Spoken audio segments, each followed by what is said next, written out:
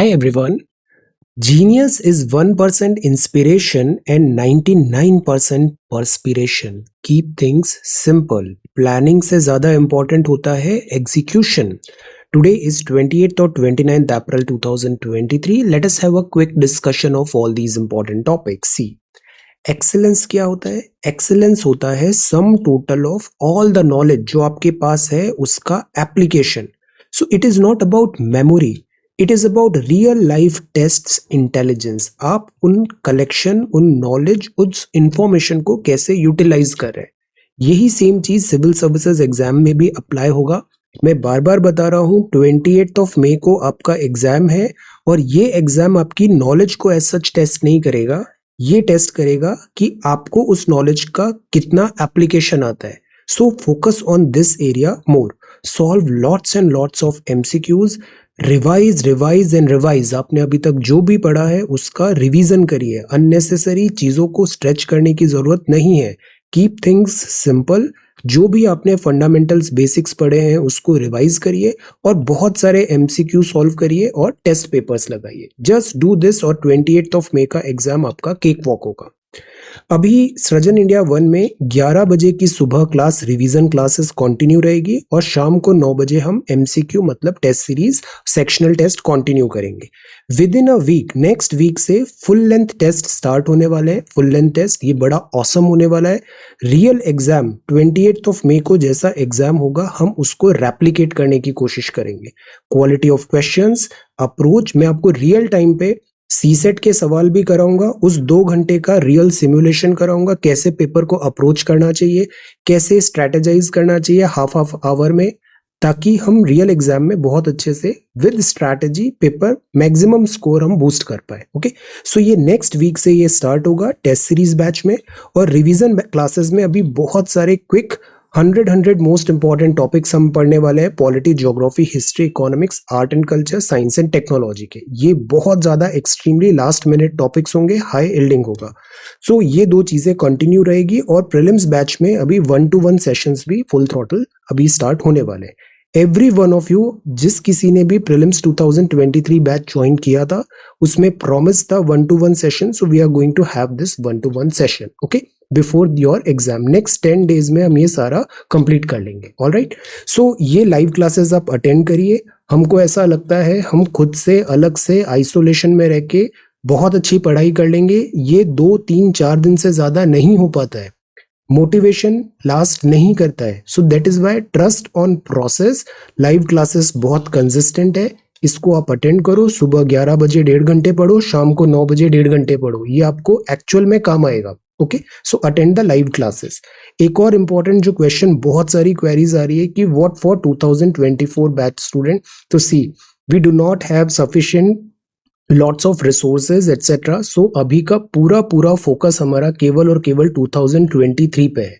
28 मई का exam qualify कराना है. This is our top most priority.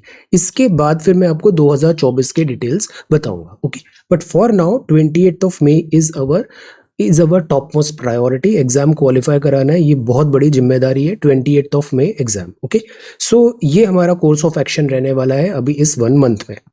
ये वोकैबुलरी की बात करते हैं. So this is inconceivable. इसका मतलब समझ से बाहर. Not capable of being imagine और ग्रास्प्ड मेंटली. अनबिलीवेबल.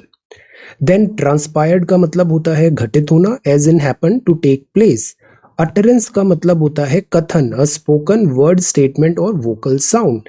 रिक्रिशन का मतलब होता है नामकरण करना. Given a new name, give a new name to.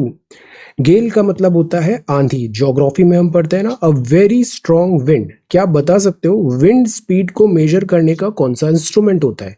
Very strong wind. Storm, hurricane, wind storm. ऐसे ही आप बताइए ट्रॉपिकल साइक्लोन्स क्या होते हैं? ट्रॉपिकल साइक्लोजेनेसिस क्या होता है? और ट्रॉपिकल साइक्लोन्स के अलग अलग नाम है different parts of the world में, वो क्या नाम है? सी, दिस इज वेरी इंपॉर्टेंट. सो ये वोकैब वर्ड्स हैं आज के लिए. गेल. Then next word is this recreation, and this is utterance, transpired and inconceivable. ये सी सेट है. सी सेट का अभी 1 मई को एक स्पेशल क्लास होगा और उसमें मैं आपको सी सेट बहुत अच्छे से करा दूंगा, जिससे आपका एग्जाम में 66+ मार्क्स तो डेफिनेटली आ जाएंगे.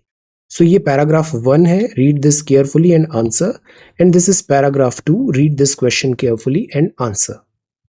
ये है सोशल मीडिया अपडेट। अब देखो, आर्ट एंड कल्चर पढ़ने के दो तरीके होते हैं। एक तो कि आप ट्रेडिशनल जो standard coaching material, books etcetera को आप देख रहे हो, this is a very dynamic subject. Students को हमेशा याद रखना चाहिए, you are not preparing civil services exam to prove your yourself तो टीचर्स ना स्टूडेंट्स, खुद को प्रूव नहीं करना है, हमें एग्जाम क्वालिफाई करना है, this is our priority.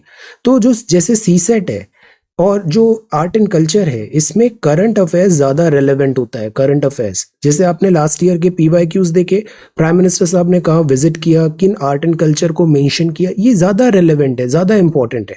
For example, अभी आजादी का अमृत महोत्सव है, श्रुति अमृत, तो यहाँ पे एक है पुरुलिया छऊ। अब क्या होता है पुरुलिया छऊ, इसके बारे में जानकारी हासिल करिए। ये तारपदा राजक एंड ग्रुप को मिला। तीजन बाई जी आप करती हैं पंडवानी गायन Chhattisgarh. Hari Prasad Chaurasia ji flute, and TH Vinayakram and Selva Ganesh, और आपको मिला है घटम। घटम मतलब दिस घड़ा, घटम। सो ये कुछ म्यूजिकल इंस्ट्रूमेंट्स हो गए। अब आप बताओ म्यूजिकल इंस्ट्रूमेंट्स कितने टाइप के हो सकते हैं, रिपरकशन क्या होता है, स्ट्रिंग क्या होता है, विंड इंस्ट्रूमेंट क्या होता है। Give one example, give one example. अब जैसे यहाँ है फाग डांस के बारे में। फाग डांस कहाँ पे होता है, दिस इज इन हरियाणा। ये है Tritatvam, this is trinity in tandem, trinity in tandem, तो ये कलावर्धनी चैरिटेबल ट्रस्ट है। ट्रिनिटी मतलब 3। देन ये है चित्तौड़गढ़ का फोर्ट। तो आप बताओ चित्तौड़गढ़ का फोर्ट किस नदी के बैंक पे बना है, it is barrage, Brahmaputra, Ganga या फिर गोदावरी। अब जैसे ये देखिए, ये मयूर रास है, ये उत्तराखंड में होता है, उत्तर प्रदेश में होता है। दिस इज परिक्रमा, ये उपासना सेंटर फॉर डांस है। So these are again what, art and culture. अब ये बताइए, जैसे मन की बात में एक नाम बार बार यहाँ पे प्राइम मिनिस्टर साहब ने लिया है, दैट इज इटिको पक्का उडन टॉयज। तो ये क्या है, इटिको पक्का उडन टॉयज। तो ये CV राजू है, Andhra Pradesh, gifted to dignitaries, guests and panelist. तो आपको पता होना चाहिए ये जो टॉय मेकिंग है ये किस पार्ट ऑफ इंडिया को बिलोंग करती है। जैसे ये स्टोन पट्टचित्र पेंटिंग है, पट्टचित्र पेंटिंग, तो ये डिग्निटरीज और गेस्ट्स को दिया गया स्टोन पट्टचित्र, और ये है उड़ीसा का, उड़ीसा का। ओके, तो उड़ीसा का व्हाइट पगोड़ा क्या है बताइए, और ब्लैक पगोड़ा क्या है ये भी बताइए। अब जैसे मन की बात का 100th एपिसोड था, इसमें कुछ साइट्स को इन्होंने यहाँ पे मेंशन किया है। 13 historical monuments of the country यहाँ पर मिनिस्ट्री ऑफ कल्चर ने ऑर्गेनाइज करेगी वेरियस प्रोग्राम्स। तो देखो ये सारे हमें पता होने चाहिए। रेड फोर्ट कहाँ पर है, दिल्ली में। ये प्रधानमंत्री संग्रहालय है, ये कहाँ पर है, दिल्ली में। Gwalior fort Gwalior, Golconda fort Hyderabad, Vellore fort Tamil Nadu. Fort and palace complex है, ये नवरत्नगढ़ है झारखंड में। ये रामनगर पैलेस है Jammu. Gateway of India Mumbai, sun temple Konark, Modhera sun temple Gujarat, residency Lucknow, Chittorgarh fort Rajasthan, और रंगघर शिवसागर है असम का। So what are these are forts, these are important forts and जो मॉन्यूमेंट्स हैं जो अभी मेंशन किए मिनिस्ट्री ऑफ कल्चर ने। 13 हिस्टोरिकल मॉन्यूमेंट्स को भी आइडेंटिफाई किया। तो इन मॉन्यूमेंट का नाम और इनकी लोकेशन। तो ये तरीका होता है पढ़ाई करने का। और आज की डेट में जो एग्जाम जिस पैटर्न का आ रहा है, ये ही जो डे टू डे बेसिस में हम चीजों को देखते हैं, यही आपके एग्जाम में काम आएगी। Okay, now let us come to the Hindu newspaper. 28 और 29 आज कवर करते हैं। Workers filling up the crater at the blast site this. So see, naxalism की कोई जगह नहीं है, लॉलेसनेस की, टेररिज्म की कोई जगह नहीं है सिविल सोसाइटी में। सेंट्रल गवर्नमेंट ने डी रिकॉग्नाइज किया है 2 पोस्टल यूनियंस को। तो this is AIPUE and NFP, इन दोनों को डी रिकॉग्नाइज किया, derecognise. Ties depend on peace on border. तो यहाँ पे डिफेंस मिनिस्टर साहब ने चाइना को बताया कि इंडो चाइना जो रिलेशंस हैं, ऑल्दो ट्रेड में काफी स्ट्रॉन्ग रिलेशंस है हमारे, हम ट्रेड डेफिसिट में भी हैं, बट ये रिलेशंस डिपेंड करते हैं बायलैटरल जो बॉर्डर इश्यूज हैं वो रिजॉल्व हो रहे हैं या नहीं हो रहे। तो चाइनीज जो पॉलिसी है बाय टाइम बिल्ड कैपेसिटी, वो लॉन्ग लास्टिंग नहीं है। यहाँ पे ट्रांसपेरेंसी होना चाहिए। Unilaterally China is trying to change the status quo border area में, ये एक्सेप्टेबल नहीं है। अब आप बताओ वाइब्रेंट विलेज प्रोग्राम क्या है, वेरी इंपॉर्टेंट, इससे सवाल आ सकता है। वाइब्रेंट विलेज प्रोग्राम क्या है, क्या इसको भी किसी नए प्रोजेक्ट के साथ मर्ज कर दिया गया है? Answer. So this is front page of the Hindu. This is next page, art limited in time. यहाँ पे बात है माइंडलेस वायलेंस। सी, वायलेंस की कोई जगह नहीं है, law and order top most priority होना चाहिए। Any type of violence is not acceptable. Diligent security actions जरूरी है यहाँ पे। और इंडियन स्टेट में जो नक्सलिज्म का प्रॉब्लम आया है तो इसमें two pronged approach is required. At the first stage हमें any type of weapon violence को सप्रेस करना चाहिए, और ये जो डिस्ट्रस्ट क्रिएट हुआ है लैक ऑफ गवर्नेंस से, एट्रोसिटी से, इसको भी दूर करना चाहिए। तो therefore alienation of a section of tribals caught in the crossfire between security forces and the Maoists has allowed the Maoists to tap into discontent and to retain a presence in the area. ये ऐसी tendencies क्यों आती है? Because वहां पे lack of governance होता है, lack of growth होता है, लैक ऑफ डेवलपमेंट होता है। सो fruits of benefit equitable sharing होना चाहिए। तो काउंटर इंसर्जेंसी है, हार्ड एज स्ट्रैटेजीज है। जो ट्राइबल पॉपुलेशन है एट टाइम्स यहाँ पर इनको ब्रेन वॉश भी किया जाता है। द पॉइंट इज गवर्नेंस क्यों मिसिंग है यहाँ पे, सरकारी जो तंत्र है वो क्यों इफेक्टिव नहीं है, सो दैट उस इनइफेक्टिवनेस का फायदा माओइस्ट यहाँ पर उठा रहे। So the government must continue to try to win the support and confidence of the tribal people of south Bastar.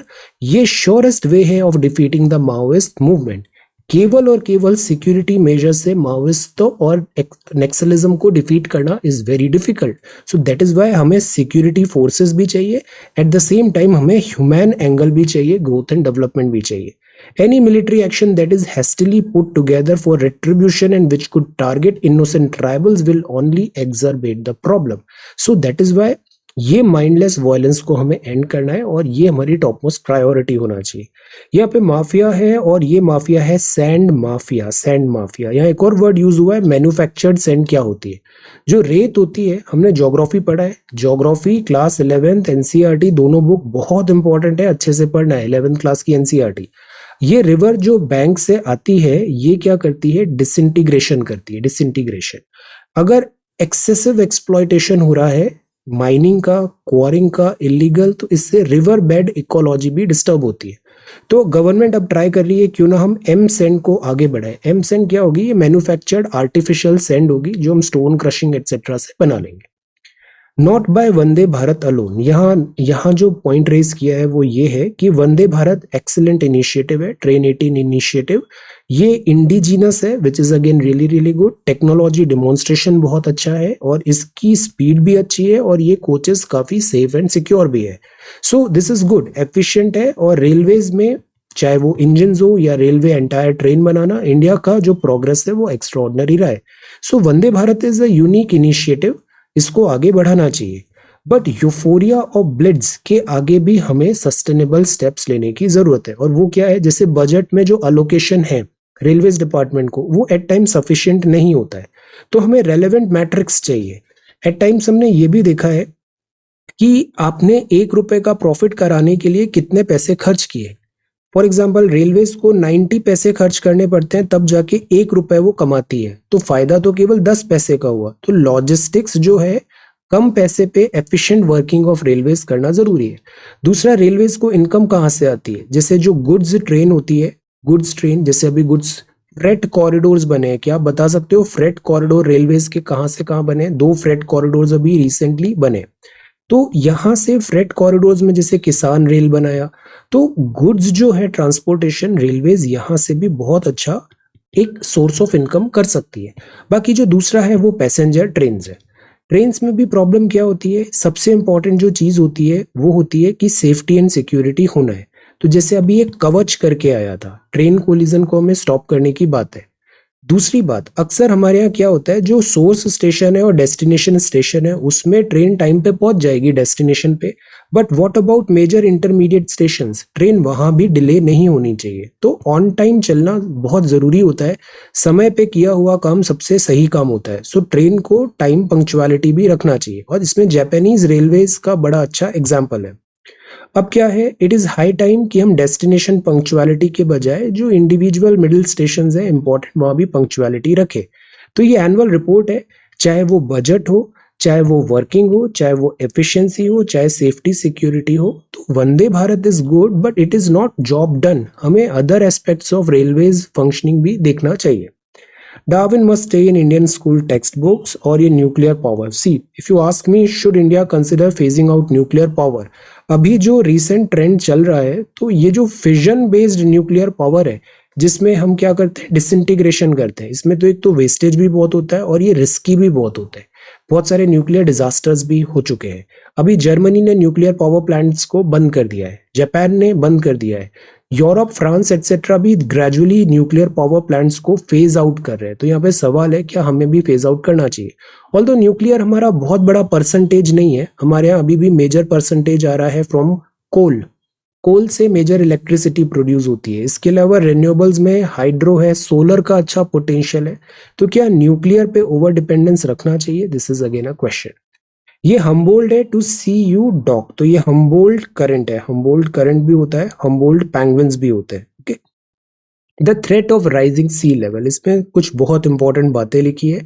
समुद्र का लेवल बढ़ेगा, पानी बढ़ेगा, तो जितने भी कोस्टल एरिया है ये इनंडेशन हो जाएगा। समुद्र का खारा पानी सतह पर आएगा, इससे यहाँ की जमीन डूबेगी, हमारे पास एरिया लैंड मास कम हो जाएगा, वैसे भी हमारे पास जमीन कमी है। दूसरा, इससे क्या होगा, सॉल्टी हो जाएगी आसपास की जमीनें, और ये यहाँ एग्रीकल्चर नहीं हो पाएगा। इससे इकोलॉजिकल डिसबैलेंस होगा, बहुत सारे जो द्वीप हैं वो डूब जाएंगे, small island Nations, Polynesia, Micronesia etcetera, और बहुत सारे कोस्टल एरियाज भी डूब जाएंगे। आपने देखा है ज्यादातर पॉपुलेशन कोस्टल एरिया में होती है। सो अगर यहाँ की पॉपुलेशन को रीसेटलमेंट, रिहैबिलिटेट करना पड़ा तो इकोनॉमिक डिजास्टर भी होगा। So the point is, sea level rising is a big cause of worry. जैसे देखिए, पॉपुलेशन कितनी डिस्प्लेस होगी, 57 मिलियन पॉपुलेशन डिस्प्लेस होगी अगर सी लेवल 2 मीटर राइज हो गया, समुद्र का पानी 2 मीटर ऊपर आ गया। समुद्र का पानी ऊपर क्यों आ रहा है? Global warming, glaciers are melting. तो ग्लोबल टेम्परेचर बढ़ेगा 2 डिग्री तक, तो 2100 तक आते आते 26 सेंटीमीटर अपना आइस शीट्स मेल्ट होगी, और समुद्र का पानी की हाइट, समुद्र का जो सी है लेवल, वो बढ़ेगा। तो अभी इस पे हम पैनिक नहीं क्रिएट कर रहे, बट द पॉइंट इज कि we should be prepared for worst case scenario. तो डब्ल्यूएमओ ने बताया, वर्ल्ड का सी लेवल बढ़ रहा है अनप्रेसिडेंटेड रेट से, और इस तरीके से समुद्र का पानी हमारे जमीनों पे आ जाएगा। इसके डिजास्टरस कॉन्सिक्वेंसेज होंगे, weather, agriculture, ground water crisis and social disparity भी होगी। तो दिस इज हाउ ज्योग्राफी हो गया, एग्रीकल्चर हो गया, this again aquifers, environment, ecology हो गया, और सोशोलॉजी भी हो गया, इकोनॉमिक्स भी हो गया। तो ऐसे जितने भी हमारे सब्जेक्ट्स हैं, वो सारे सब्जेक्ट्स हमें अपने आंसर और अपने स्टेटमेंट्स देने में यूज करना चाहिए। सी लेवल राइज हो रहा है, और सी लेवल राइज हो रहा है कोस्टल कम्युनिटीज में भी देखने को मिलेगा। सी लेवल अगर राइज होगा तो चैलेंजेस आएंगे। अब क्या है इसमें, अगेन रेगुलर टॉक है। State of the global climate report publish हुआ, और बात वही है कि ग्लोबल टेम्परेचर बढ़ रहा है, कॉन्सेंट्रेशन ऑफ ग्रीन हाउस ज्यादा हो रहा है, ग्लेशियर्स मेल्ट हो रहे हैं, ड्रॉट लाइक कंडीशंस है, रिकॉर्ड रेनफॉल है, हीट वेव बढ़ रहा है। The point is we are in difficulty. Droughts, floods और हीट वेव्स इंपैक्ट कर रही है। अंटार्कटिका की सी आइस फेल हुआ है, ग्लेशियर्स मेल्ट हो रहे हैं, चाहे वो हायर एल्टीट्यूड पे हो या फिर हायर लैटिट्यूड पे हो। सी लेवल राइज हो रहा है, तो इससे पॉपुलेशन भी इंपैक्ट होगी, इकोनॉमिक चैलेंजेस आएंगे और डिस्प्लेसमेंट होगा। तो ग्लोबल सी लेवल अभी तेजी से बढ़ा है, और we should take immediate steps. Ocean warming, ice loss from glaciers, ice sheets, land water storage, ये सब डिफिकल्टी आने वाला है यहाँ पे। ओके, तो द पॉइंट इज कि ये द हिंदू की रिपोर्ट ने भी बताया। और क्रायोस्फेयर, व्हाट इज क्रायो? जहां भी क्रायो लिखा होता है इसका मतलब टेम्परेचर बहुत कम है। तो क्रायोस्फेयर में आर्कटिक, अंटार्कटिक भी होता है, लो टेम्परेचर, बर्फ जमी हुई है, और ये बर्फ पिघल रही है, और सी लेवल का राइज हो रहा है, और साथ ही साथ सी ऑसिडिफिकेशन भी हो रहा है, एसिडिफिकेशन। तो एसिडिफिकेशन होगा तो कोरल पॉलिप्स, जो कार्बोनेट्स हैं, वो डिसॉल्व हो जाएंगे, तो कोरल पॉपुलेशन भी डिसॉल्व होगी। कोरल पॉलिप्स, कोरल रीफ्स अगर डिस्ट्रॉय होगी तो बायोडाइवर्सिटी का भी लॉस होगा। तो ये कैटास्ट्रॉफिक चेन इवेंट चालू हो जाएगा। तो रिपोर्ट ने यही बताया, डब्ल्यूएमओ की रिपोर्ट ने, कि इट इज हाई टाइम हमें सी लेवल राइज को चेक करना चाहिए, अदरवाइज शॉर्टेज ऑफ लैंड होगा फॉर ह्यूमन यूज, और लैंड क्रंच होगा। इससे again all type of fighting भी होगा, डिफिकल्टी होगा, चैलेंजेस आएंगे। मोर सी वाटर कुड सीप इनटू ग्राउंड, तो इससे ग्राउंड वाटर भी फ्रेश वाटर की जगह सॉल्टी हो जाएगा, तो पीने का पानी भी नहीं मिलेगा। सुंदरबंस वेस्ट बंगाल में ये प्रॉब्लम आ रहा है। मैनग्रोव्स बहुत इंपॉर्टेंट है, एक प्रोजेक्ट आया है मिष्टी, मिष्टी का फुल फॉर्म बताइए। Rising sea level, coastal erosion है, लैंड सेंटिमेंट्स बढ़ रहे हैं, सबमर्ज हो गया है, और लोकल कम्युनिटीज माइग्रेट कर रही है। Okay, so this is state of the global climate 2022 report. Okay, threat of rising sea levels. Then this is word mirth, इसका मतलब होता है amusement especially as expressed in laughter. India sends third ship INS Tarkash, तो this is again हम evacuate कर रहे हैं operation Kaveri Indian citizens from Sudan. EPFO है and this is hallucinating night at Annapurna. Then this is supreme court में decision आने वाला है, वर्ड न्यूज है ह्यूमन राइट्स इजराइल, एंड यहाँ पे बात है leaders to continually assess risk bolster capital buffers. तो सी एक और प्रॉब्लम है और वो प्रॉब्लम है ग्लोबल इकोनॉमी रेसेशन की तरफ बढ़ रही है, स्लो हो रही है, हेडविंड्स ज्यादा है, तो ऐसे में इकोनॉमी को सस्टेन करना, फ्लोट करना भी एक बहुत बड़ा चैलेंज है। Rules for gold import from UAE ease हुआ है and Wipro Axis bank. So this is 28th of November the Hindu. ये 29th मतलब आज का न्यूज़पेपर है। File hate speech FIR suo motu. देखो हेट स्पीच जो होता है ना, इस पे अभी वर्ड बहुत स्ट्रिक्ट हो गया है। ये जो हेट स्पीच होता है ना, ये भी एक काइंड ऑफ वायलेंस है, वायलेंस है।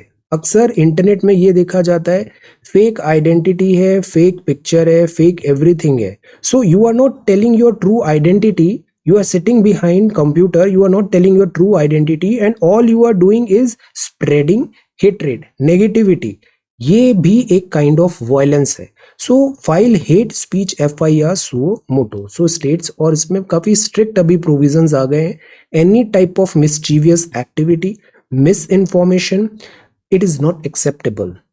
So this is their drones and dangerous shadow, and this is the front page, and we should fix accountability on supporters of terrorism। तो सी टेररिज्म की भी कोई जगह नहीं है, एससीओ मेंबर्स को यहाँ पे बताया। आप बताओ शंघाई कोऑपरेशन ऑर्गेनाइजेशन में कितने मेंबर्स हैं? अभी रिसेंटली जैसे ईरान और वन मोर कंट्री, क्या वो फुल फ्लेज्ड मेंबर बन गए हैं एससीओ के, या फिर अभी उनको अंडर प्रोसेस है वो? What are the total number of members of SCO as of now? Tell. Then valley beckons, इसका मतलब है ये है Pahalgam, this is Jammu and Kashmir, very beautiful, यहाँ पे स्नोफॉल हुआ है। ऑपरेशन कावेरी में इंडियन सिटीजन्स को एयरलिफ्ट किया फ्रॉम सूडान। कोर सेक्टर का आउटपुट डिप हुआ है। So this is the front page of the Hindu. Then this is, see, any type of, see this lewd act in metro, this is also not acceptable, not acceptable, okay? There are strict laws, there are strict CCTV cameras, internet, all type of internet activities बहुत easily trace हो सकती है। So the point is, एक civil behavior is very much acceptable, expected and is required। Haryana officials to work in coordination to clean polluted Yamuna, तो यमुना को clean करना है। दिल्ली में आते से यमुना बड़ी पॉल्यूटेड हो जाती है। दो वर्ड होते हैं, बायोलॉजिकल ऑक्सीजन डिमांड और केमिकल ऑक्सीजन डिमांड, इसके क्या मायने हैं, क्या मतलब है? Tell. Then this is see, fake news is not right, and this is next page, women reservation bill cannot wait any longer। See, ये अक्सर हम देखते हैं कि नेचर ने हमेशा पैरिटी रखा है। हर स्पीशीज में देखो, there are always equal number of men and women, मतलब मेल एंड फीमेल। नेचर हमेशा चीज़ों को बैलेंस करती है। बट हमारा सिविलाइजेशन में हम ये देखते हैं, ह्यूमंस में स्पेशली, कि जैसे जैसे लाइक टॉप एचलियन में जा रहे हैं, गवर्नेंस में जा रहे हैं, एडमिनिस्ट्रेशन में जा रहे हैं, तो फीमेल रिप्रेजेंटेशन नहीं है। वाई? इंडियन पार्लियामेंट की बात करें तो यहाँ पे proper female reservation, female representation नहीं है। वाई? एट बहुत सारी टॉप पोस्ट है, चाहे वो गवर्नमेंट हो या फिर सिविल स्पेस में वर्क हो, कंपनीज हो, कॉरपोरेट हो, आपको बहुत कम फीमेल एग्जीक्यूटिव्स या सीईओज मिलेंगे। वाई? तो द पॉइंट इज कि इसका सबसे बड़ा रीजन ये होता है कि सोसाइटी थोड़ी स्क्यूड रहती है, स्क्यूड रहती है against this, not in favour of, like patriarchy is still one thing. तो इस चीज को सिस्टमेटिकली हमें दूर करना है। अब इक्वालिटी है, राइट टू इक्वालिटी का मतलब होता है सब बराबर है। बट यहां जब बराबरी की बात आती है तो हम इक्विटी का फॉर्मूला फिक्स करते हैं। इक्विटी का मतलब क्या होता है? जैसे जो सोसाइटी है वहां पे कंड्यूसिव नहीं है processes for both male and female, so that is why females को एनकरेज करने के लिए हम सर्टेन एक्स्ट्रा राइट्स वहां पे प्रोवाइड करते हैं। जैसे आपने यूपीएससी का फॉर्म भरा, अगर आप फीमेल कैंडिडेट है तो आपको 100 रुपए का फी देना नहीं पड़ता है, केवल मेल कैंडिडेट के लिए होता है।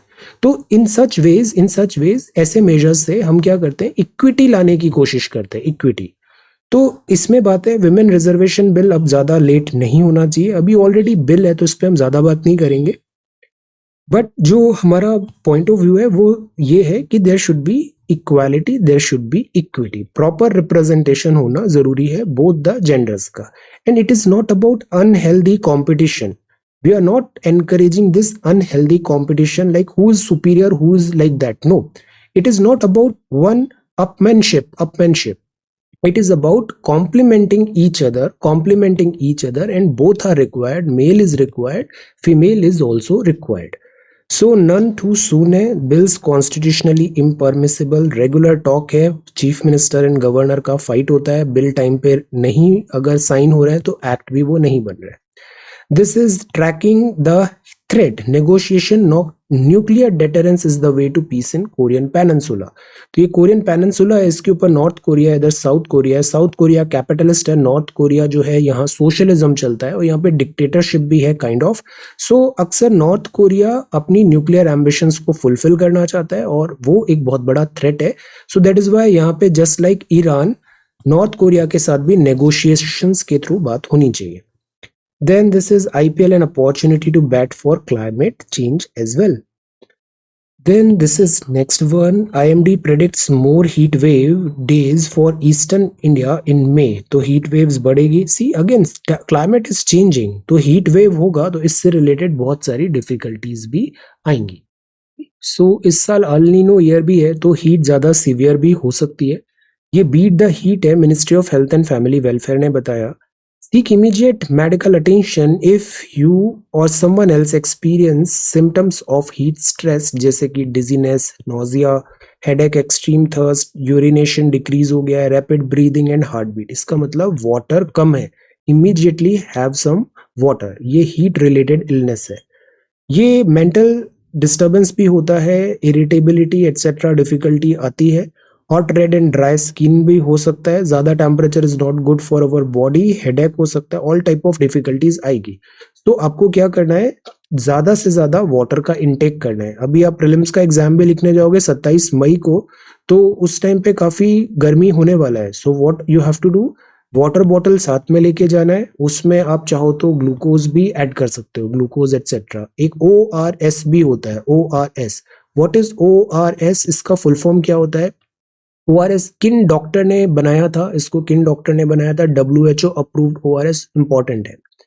तो China sends 38 war planes and capsize हुआ है दिस बोट पलटा, and Iran and US army, Russian strike है Kyiv, BBC and US want to D risk.